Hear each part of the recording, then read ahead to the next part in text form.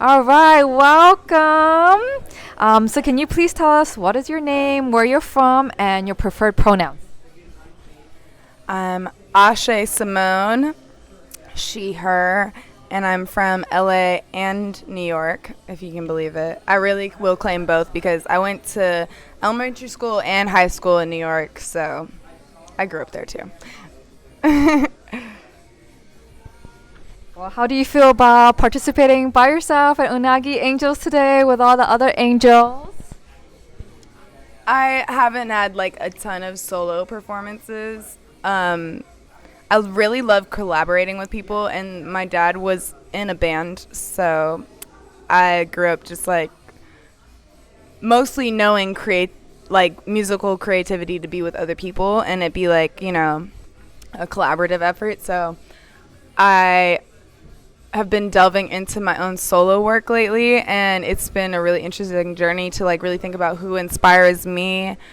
And I grew up also doing theater, so I wanted to really like try to incorporate theater and my visual art in this performance because my dream is to make like a whole set and props and like have a whole story behind all of my like songs. I love that. I can see that 100%. Theater and art. Oh. Awesome. So tell me about like how you decided to be part of Angel Waves Connection. Why is it important to you? So Duck Girl went to a performance.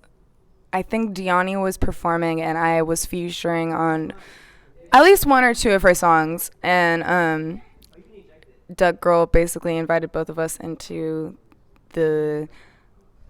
Wait. Actually, if I'm being real, it was actually Lady Love Loops first. But yeah, I fuck with Duck Girl, so when she said there was an Angel Wave chat, I moved over to Angel Waves.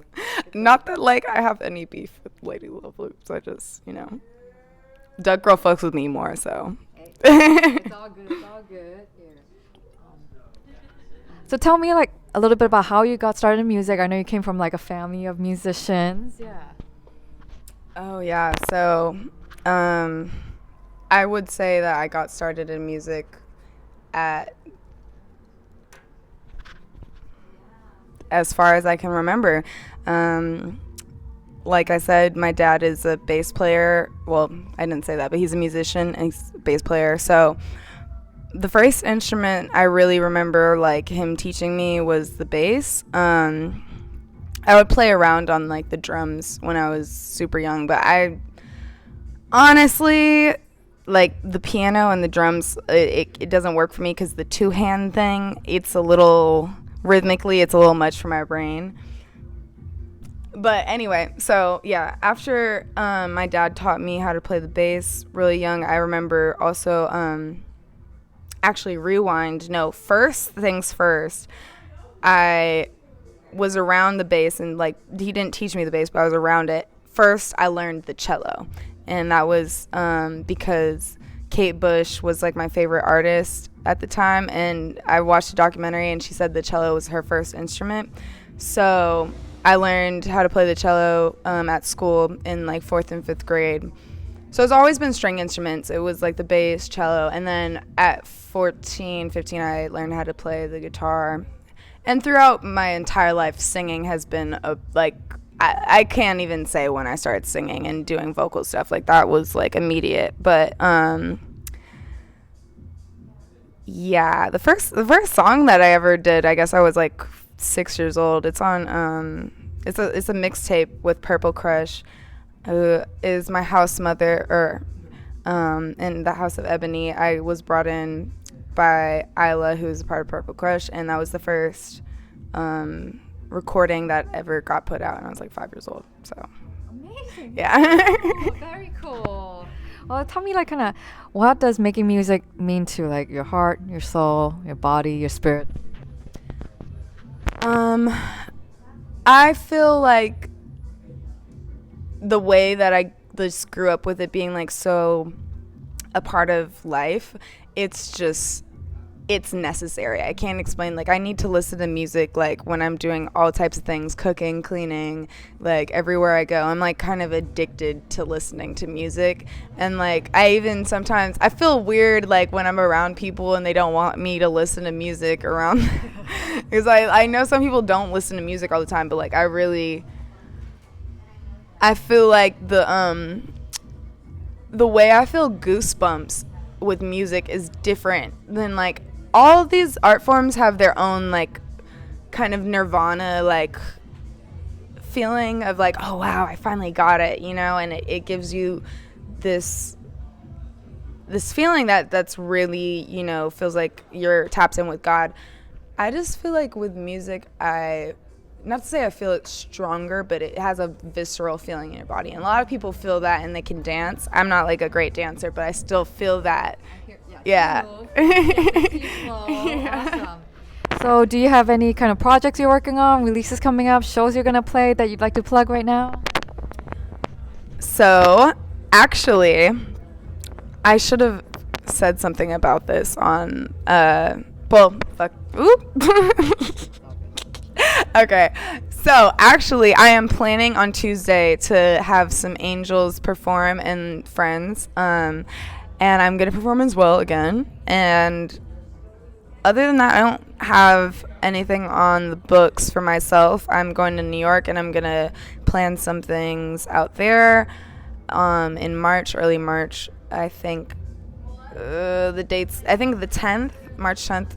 Anyway, I always have something going on. It's a little I'm not like wanting to be an event planner, but that's what's just like that's what's coming to me easily right now in some ways. Or I should say, not that it's coming easily to me. I'm finding that I need to fill that role for some people in my life or for myself. So anyway, yes, I am having a couple of events coming up. Tuesday, definitely. Angels are going to be there, and friends. And then I also have releases coming up, some of which you heard tonight. Like, I definitely plan on dropping the 2 last songs that I did with Isis. I dropped one of them already on SoundCloud, but we're going to, like, have an official full release of that full version and then the other song to go with it. And honestly, everything that I played for you guys, except for Purdy Shuffle, has not been released. Purdy Shuffle is only on SoundCloud, but everything else is coming. So I have a lot coming. Like, it's all bubbling under the surface, and I've been, like I said, around a lot of very influential people in my life that, like, have, you know, influenced some of the greats. Jay Dilla, Red Hot Chili Peppers, Sublime wouldn't be a thing without my dad. There's so many. Jay Dilla's not my dad. Jay Dilla is my dad and my mom's friend, Amp Fiddler, who just passed. R.I.P. Amp Fiddler taught Jay Dilla and Slum Village. But P-Funk, all these people have, like, put such a stamp on my life, and I feel like it's my job to just carry on the legacy of being funky. And I know I'm not like your typical funky, but I'm funky because it's just keeping it real. That's the funk. Nice, I like that. Yes. Okay. So last question, where can people follow you? Do you have any social media handles you'd like to share, and anything else you'd like to share, whether it's related to music or not?